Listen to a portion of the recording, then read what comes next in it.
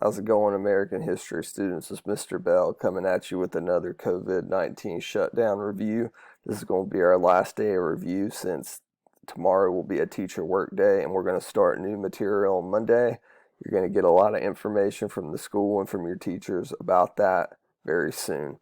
So let's go over a quick warm up. This is shutdown day number 9. It would have been day 135 of 180 if we were in school.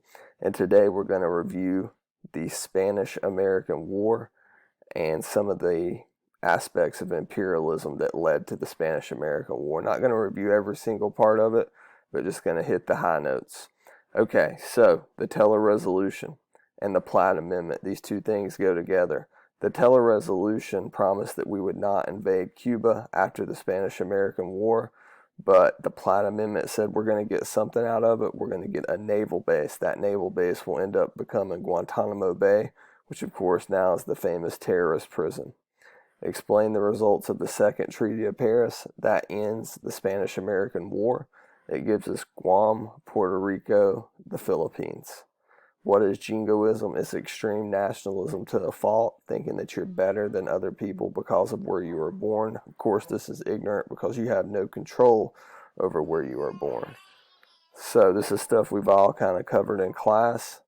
Let's hit some of the highlights of imperialism and how that led to the Spanish-American War.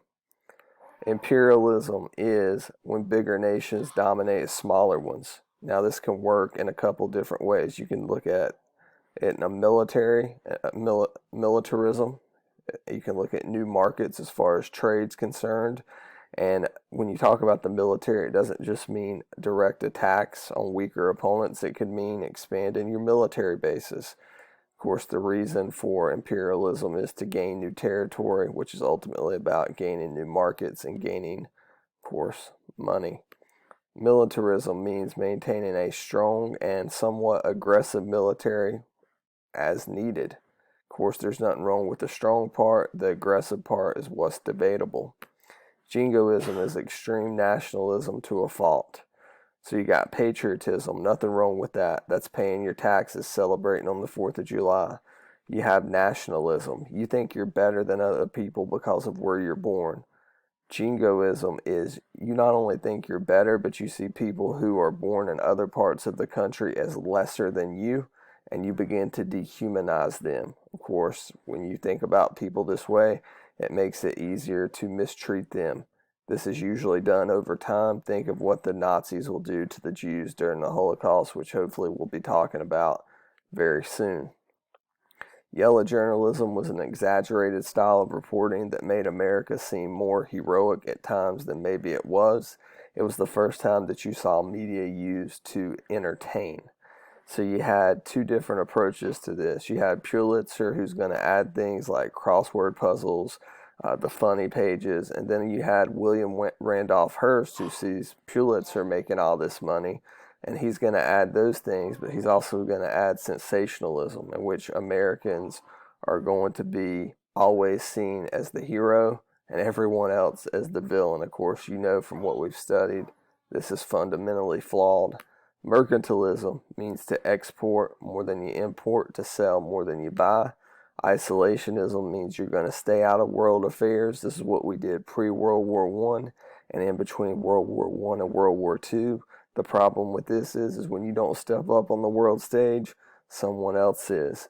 And it could be someone that doesn't share your same values and ideas, like Nazi Germany.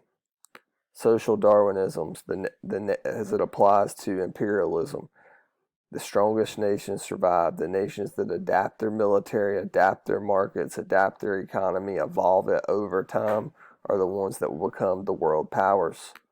Alfred T. Mahan is the naval strategist who pushed for us to have a two-ocean navy. In his book, The Influence of Sea Power on History, he went through all the dominant world empires, and they all had one thing in common, as he noted to Congress. They all had the strongest navy. I'll skip past a couple of these here. Going to go to the Spanish-American War. So the Spanish-American War is obviously a war between Spain and America. But this can be a little bit confusing when you look at the origins of the war. The origins of the war don't start in Spain. They don't start in America. They actually start over 90 miles off the coast of Florida in a little island called Cuba. Cuba at this time in 1898 is controlled by the Spanish. The Cubans want their independence, so they begin rising up. The Spanish turn their military on the Cubans, and there's a problem for America because a lot of Americans are kind of caught in between this conflict in Cuba between the Cubans and the Spanish. The Cubans wanting their independence are rising up and fighting, but a lot of Americans there are on vacation and enjoying the tropical island of Cuba. So we need to find a way to get those Americans to safety. We send the USS Maine.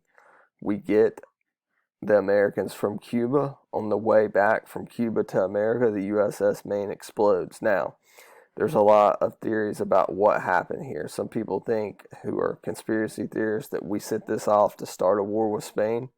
Most people think it was an accident that we kind of took advantage of and blamed the Spanish for. Now, the Spanish say they didn't do this, but we are gung-ho to go to war here with Spain.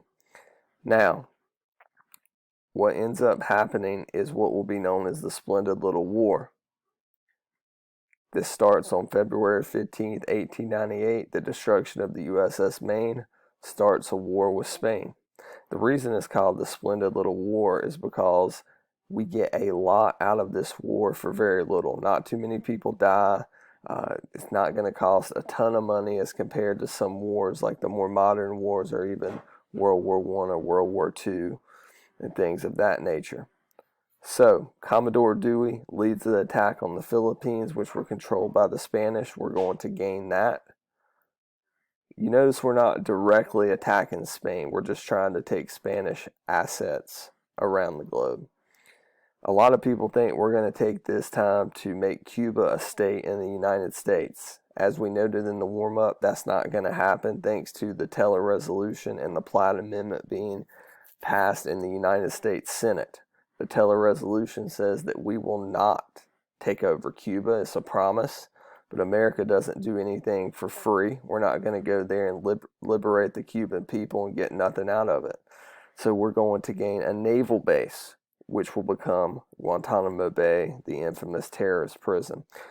Now, in the short term, what happens is good for Cuba. We help liberate them, they rise up, they fight for themselves, and they're no longer oppressed by Spain.